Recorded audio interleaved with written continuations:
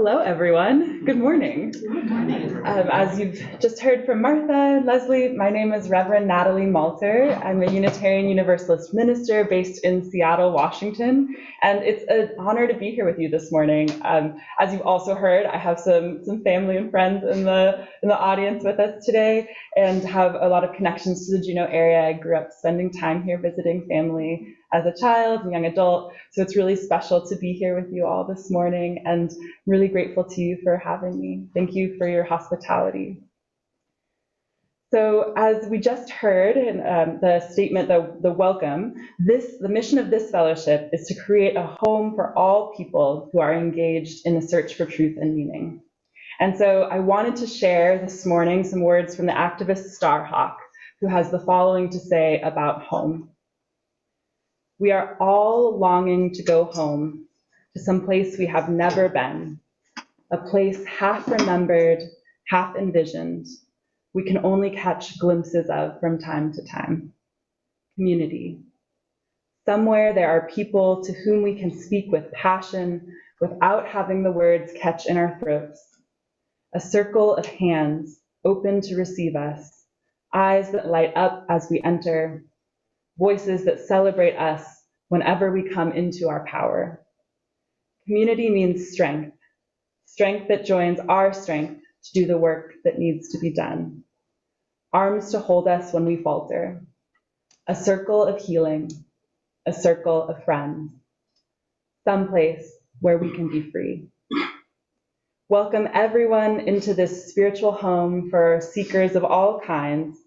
In our time together this morning, may we do that work of forging the circle of healing and friendship that we all long for in this world. Come, let us worship together. As we begin our time together this morning, we engage in our tradition of lighting the flaming chalice, which is a symbol of our Unitarian Universalist faith. Unitarian Universalists have many different interpretations of the chalice, which is true of everything in Unitarian Universalism. There's always a lot of opinions and interpretations. But some believe that this chalice, this candle that we're about to light, represents the light of reason, the warmth of community, or the flame of hope. Our chalice lighting words this morning come from the Reverend Maureen Killian, who writes, "As the kindling of this chalice calls us to community, let there be light. As the flame of this chalice reminds us of our values, let there be light. As the glow of this chalice encourages us to hope, let there be light, let there be light." Okay, and I'm now actually going to invite Leslie to lead us in our opening hymn. It's number 188 in the gray hymnal that you have on your seat. Come, come, wherever you are. Come, come, whoever you are, wanderer, worshiper, lover of leaving, ours is no caravan of despair. Come yet again, come. Come, come, whoever you are, wanderer, worshiper, lover of leaving, ours is no caravan of despair. Come yet again, come. Okay, let's now sing. Let's have the front two rows with us, and you two sing group one, and then you guys be group two, okay? Well, everybody else, we can do this. You got a big group. I know. Come, come, whoever you are, wanderer, worshiper, lover of leaving, ours is no caravan of despair. Ours is no caravan of despair. Come yet again, whoever you are, wanderer, worshiper,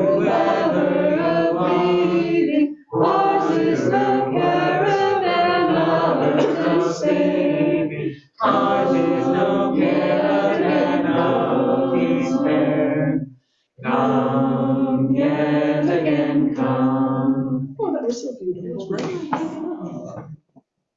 Now is our time in the service when we move into a meditative moment together. So I want to invite you to take this time to just check in with your body. I know we've all been kind of rushing around to get here this morning, so just take a chance to see how you're feeling. Get comfortable in your chair, maybe stretch or adjust a little as needed. Feel your feet touching the ground, rooting you into the earth below. I want to invite you to notice the rise and fall of your chest as you breathe in deeply and exhale. Perhaps you want to close your eyes or even soften your gaze in order to be fully present to your breath, so you can appreciate the fullness of the air in your lungs. As we keep breathing in and out together, I invite you to consider the quiet power of your breath, which has sustained you since you were born, mostly without your noticing. The breath you draw in now, like all the breaths you've taken before, is nothing short of a miracle. Let's reflect on the beauty of that miracle as we sit in silence for a few moments together.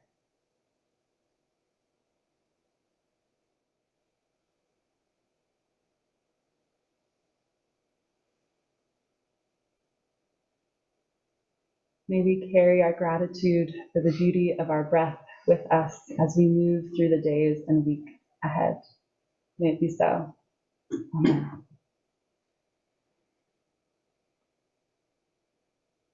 Are you there, God? It's me, Margaret. We're moving today. I'm so scared, God. I've never lived anywhere but here. Suppose I hate my new school. Suppose everybody there hates me. Please help me, God. Don't let New Jersey be too horrible. Thank you. These are the opening lines of Judy Blume's beloved 1970 coming-of-age novel, aptly titled, Are You There, God? It's Me, Margaret. Is anyone here familiar with this book? Yeah, okay. The book, which experienced a renaissance last year after being adapted into a blockbuster movie, tells the story of an 11-year-old girl named Margaret as she faces the trials and tribulations of adolescence in the New Jersey suburbs. In addition to the usual preteen concerns about fitting in at a new school and making friends, Margaret also has questions about faith. Raised outside of organized religion by a Jewish father and a Christian mother, Margaret yearns for religious identity, but doesn't quite know where she belongs. Throughout the novel, she visits churches and synagogues to try and understand her place in the world. She also engages in regular conversational prayers with God about everything from puberty to school dances. Many of her prayers are like this one. Are you there, God? It's me, Margaret. I can't wait until our dance starts. Do you think I'll get Philip Leroy for a partner? It's not that I like him as a person, God, but boy, he's very handsome. And I'd love to dance with him, just once or twice. Thank you, God.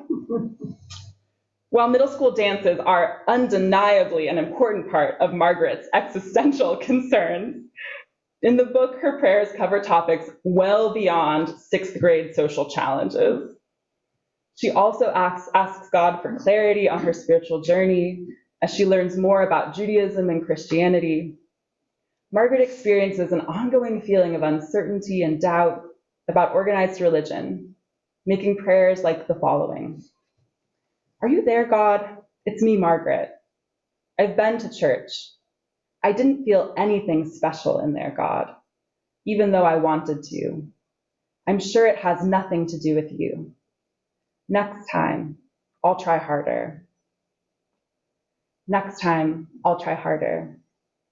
These words make me emotional every time I read them and hear in young Margaret's voice her sense of personal responsibility and guilt. I imagine that some of us here this morning can relate to that feeling of going into a church and not feeling anything special, even when we thought we should. Margaret's feelings of doubt and confusion are as relatable as her desire to belong. By the end of the novel, Margaret still hasn't arrived at any easy answers about Judaism or Christianity. As the book draws to a close, she hasn't made up her mind about organized religion. Author Judy Blume resists providing a tidy conclusion to the theological inquiry in the book, instead choosing to end the story in a place of ongoing ambivalence without resolving Margaret's uncertainty about where she belongs. As she comes of age, Margaret realizes that many of life's big questions simply do not have straightforward answers. Are You There, God? It's Me, Margaret is just one of many popular stories about young people engaged in journeys of self-discovery that's often called coming of age. Usually these coming of age stories follow a protagonist during their transition from childhood into young adulthood as they face moral quandaries and challenges and learn, maybe for the first time, to take responsibility for the direction of their own lives. In our culture, there are no shortage of these stories in literature and film, from classic novels like Louisa May Alcott's Little Women and J.D. Salinger's Catcher in the Rye, to beloved movies like Grease and The Breakfast Club. We have countless representations of young people struggling to find themselves as they discover the challenges and joys of being human, as they discover love and loss, belonging and loneliness. Whether you're immersed in the antics of Meg, Jo, Beth, and Amy in Alcott's Orchard House, or engrossed by Danny Zuko and Sandy Olsen falling in love in the beach on a long summer night, these stories transport you to a time of possibility and promise, a time when life seems up for grabs and anything is possible. Perhaps that's why we continue to love these stories even after we become much older than their main characters. They remind us of how it felt to see the future as something wide open, to have the luxury of time stretching out endlessly before us, to be more concerned with life's beginning than with its end. We all have our own versions, although maybe slightly less cinematic, of these beloved coming-of-age stories in our own lives. In my life, one of those moments occurred when I was just a couple of years older than Margaret, as a 13-year-old living a little south of here in the city of Portland, Oregon. It was a Sunday morning in the springtime, and the cherry trees downtown were in full bloom when I first walked into a Unitarian Universalist church. I was accompanying my mom, who had been looking for a new church community following her recent divorce from my dad. And until that Sunday, I had been attending a local Protestant church where I had just participated in a confirmation class for middle schoolers. Has anyone here participated in a confirmation class? Okay, some people will understand. So this class, meant to affirm the commitment to the church and its teachings, culminated in a service where all of these middle schoolers got up in front of the church and professed our belief and faith in its doctrine. While I loved the community of that church, much like Judy Blume's Margaret, I also felt uncomfortable accepting the dogma that it prescribed. After all, how was I supposed to know what I really thought about God or the Holy Trinity at the age of 13? In that Protestant church, I felt pressure to profess a kind of certainty of faith that no matter how hard I prayed about it, I simply could not find. It was just by chance that not long after I went through confirmation in that Protestant church, I walked through the doors of the Unitarian Universalist one for the first time on the one Sunday a year when that church celebrated its own youth in a coming-of-age service. As you can imagine, it was somewhat of a different experience. During that service, kids about my age stood up in front of the congregation to talk about their own beliefs. But unlike the Protestant church where I had just completed my confirmation class, there was no commitment to one single creed. Each youth in the church read a statement of values that they had personally authored. One stood up and talked about how they didn't believe in God, but instead in the power of community, And another talked about how they believed in many gods and in the possibility of reincarnation. And others stood up and talked about how they didn't know what they believed, but were excited to continue exploring throughout their lives. After each middle schooler stood in front of the congregation, they received a warm round of applause from a community of adults who celebrated them just as they were, for the diversity of belief and for their questions. I was stunned.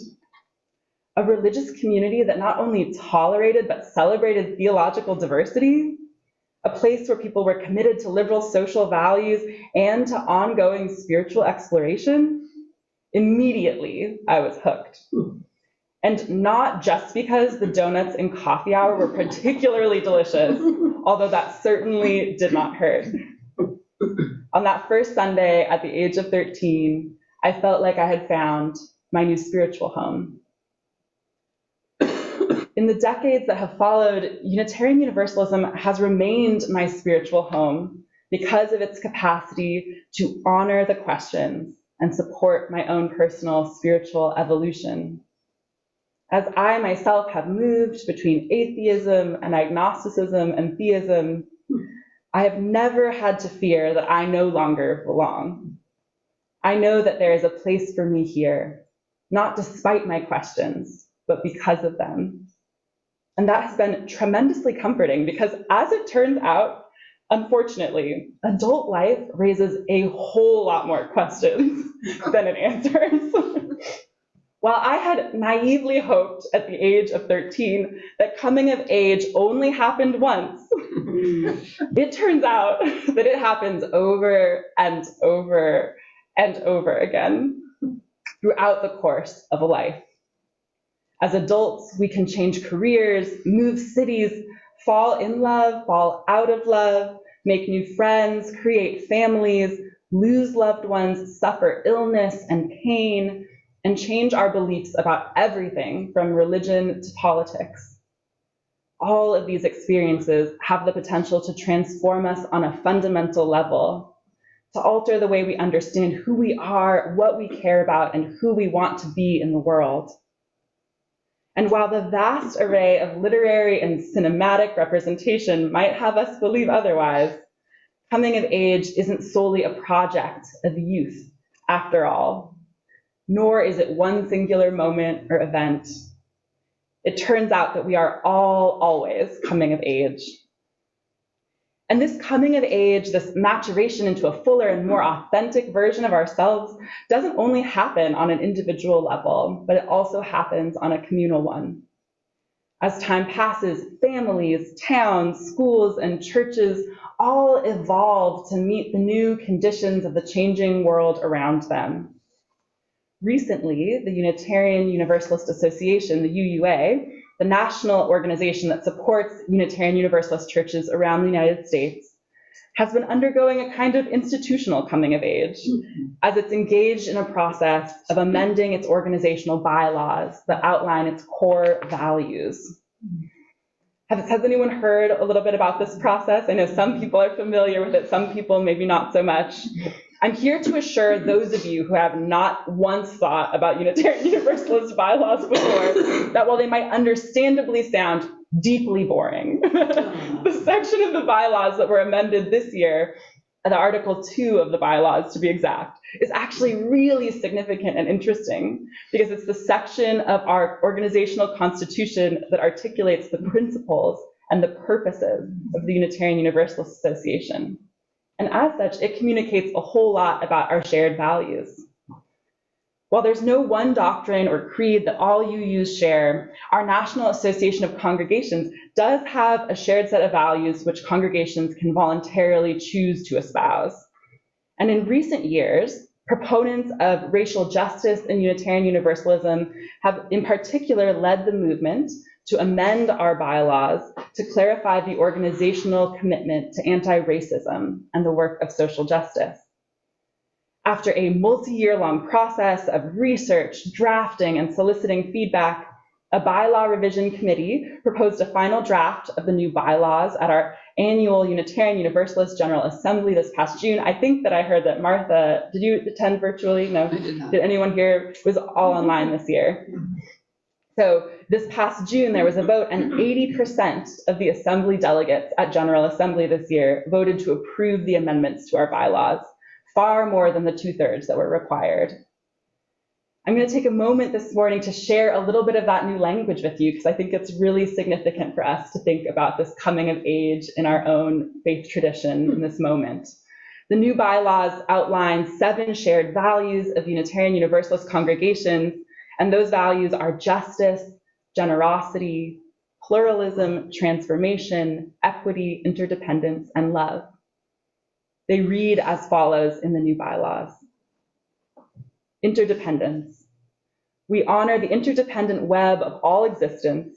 With reverence for the great web of life, with humility, we acknowledge our place in it. We covenant or promise to protect Earth and all beings from exploitation. We will create and nurture sustainable relationships of care and respect, mutuality and justice. We will work to repair harm and damaged relationships. Pluralism. We celebrate that we are all sacred beings, diverse in culture, experience, and theology. We covenant to learn from one another in our free and responsible search for truth and meaning. We embrace our differences and our commonalities with love, curiosity, and respect. Justice. We work to be diverse and multicultural, beloved communities where all can thrive. We covenant to dismantle racism and all forms of systemic oppression. We support the use of inclusive democratic processes to make decisions within our congregations, our association, and society at large. Transformation. We adapt to a changing world. We covenant to collectively transform and grow spiritually and ethically. Openness to change is fundamental to our Unitarian Universalist heritages, never complete and never perfect. Generosity. We cultivate a spirit of gratitude and hope. We covenant to freely and compassionately share our faith, presence, and resources. Our generosity connects us to one another in relationships of interdependence and mutuality. Equity. We declare that every person is inherently worthy and has the right to flourish with dignity, love, and compassion. We covenant to use our time, wisdom, attention, and money to build and sustain fully accessible and inclusive communities. According to these new bylaws, love is at the center of these 6 other principles, sustaining the work that they do. And prior to the vote at General Assembly in June, the Reverend Victoria Safford shared the following reflection on the bylaws, saying, "However we vote, we put love at the center, unflinching, insistent. This free faith we so cherish reveres the past and trusts the dawning future more. We believe in evolution, unfolding always, not unraveling, and in revelation that is not yet sealed." Reverend Safford's words capture so much of what I love about Unitarian Universalism. The shared commitment to spiritual growth and the refusal to believe that there is only one way to make sense of the meaning and significance of existence. Her words remind us that this has always been a living and breathing tradition.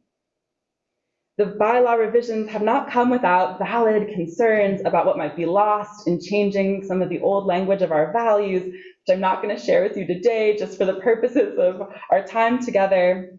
But I want to say that I understand some of the understandable or the sadness that people might have around the change in language. It can be hard to let go of certain kinds of ways of talking about our values that we're attached to and that we hold dear.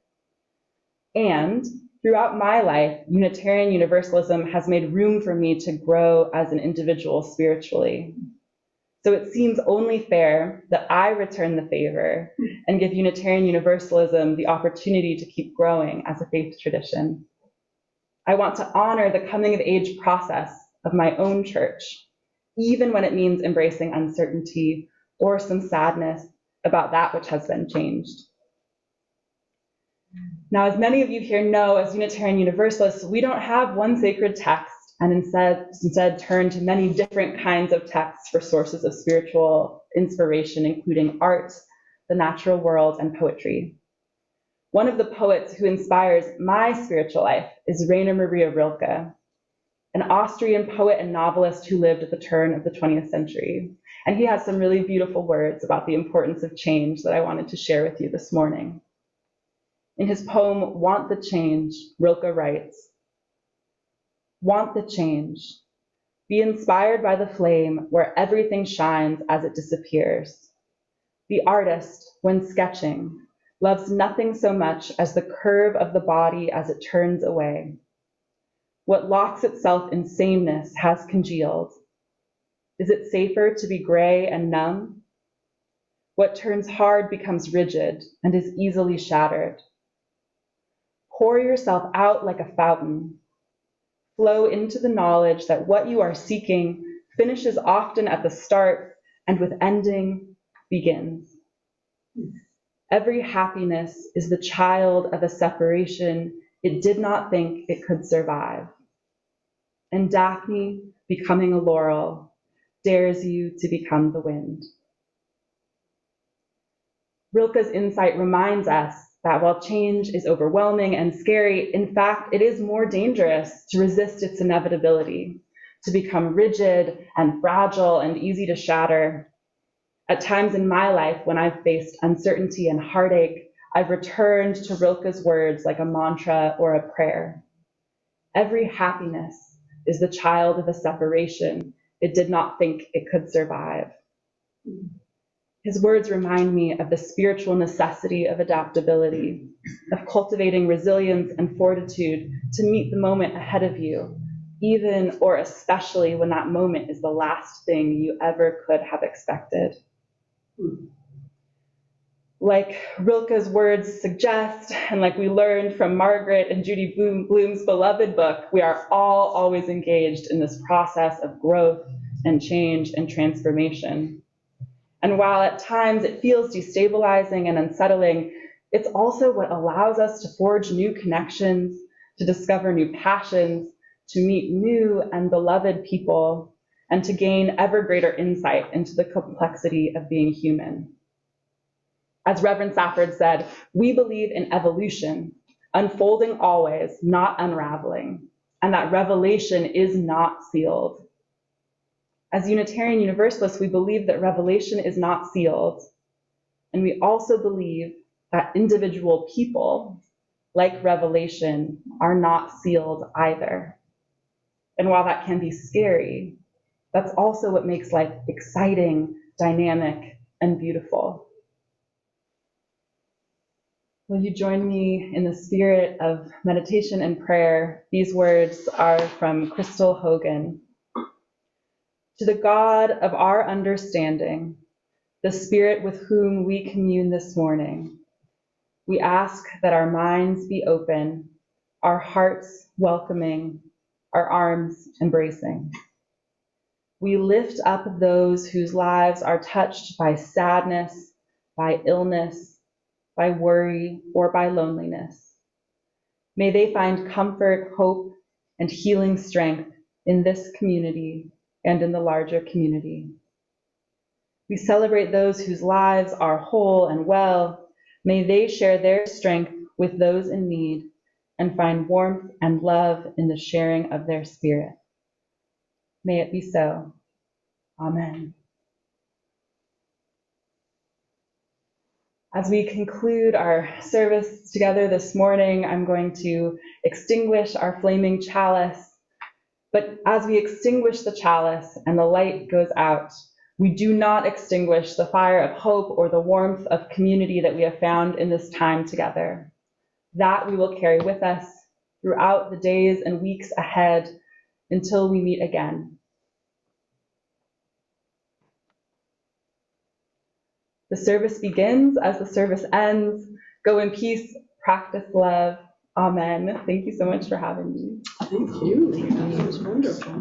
And we'll sing our last closing hymn, From You I Receive. We'll stand in a big circle around You don't have to stand. the group.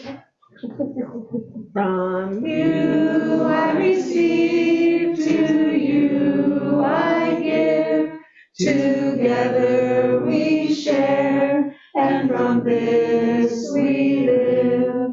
From you I receive, to you I give, together we share, and from this